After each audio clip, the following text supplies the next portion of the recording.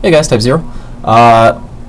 In the previous video, we looked at adding in a MIDI channel. This time around, we're going to be looking at adding in an audio channel for purposes of, say, recording a microphone or outboard gear or a guitar or whatever you may want to be using. So again, we're going to be creating an empty channel, an empty project for demo purposes. Now, over here is kind of where all your channels are going to be listed. If you right click in this area here, you can actually add whatever kind of channel you want to add. For this video, we're going to be going with an audio track. So if you click on audio track, you get this little add audio track setup. You have configuration if you're adding in a mono channel, useful for, say, a vocal mic, or if you just want to patch in a guitar. Stereo if you're going to be using something like a synth that's got multiple outputs, 5.0, 5.1, and there's a whack load more, quadraphonic sound, etc. You can right off the bat name the track. So we're just going to call this one demo for now, and we're going to add in the track. So there's the demo track right there. Now on the far left hand side of the project window is the inspector. The inspector kind of gives you a quick access to everything regarding that specific track. If you have multiple tracks, whenever you click on the new track, you're going to get a new inspector for that track. So you can do track versions. We won't get into that today. Chord tracks, audio sends, built-in equalizer, your channel strips if you're running any effects, etc.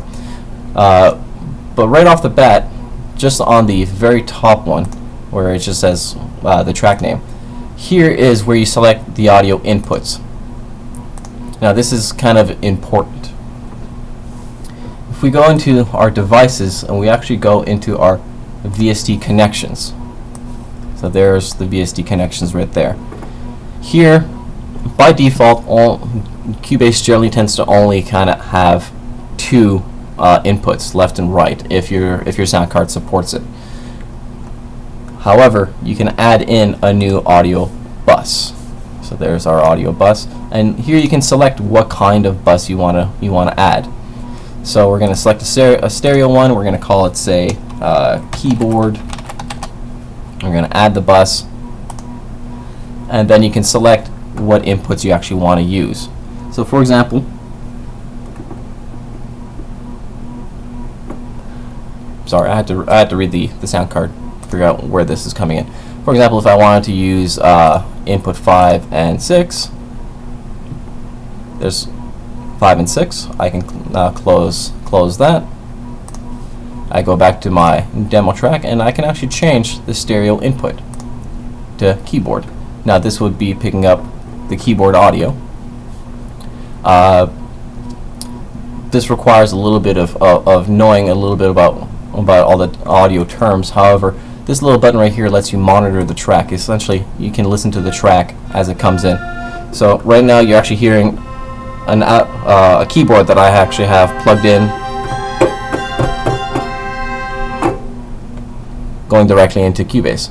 So if I want to record, you record enable, you hit the record button, and then you can play.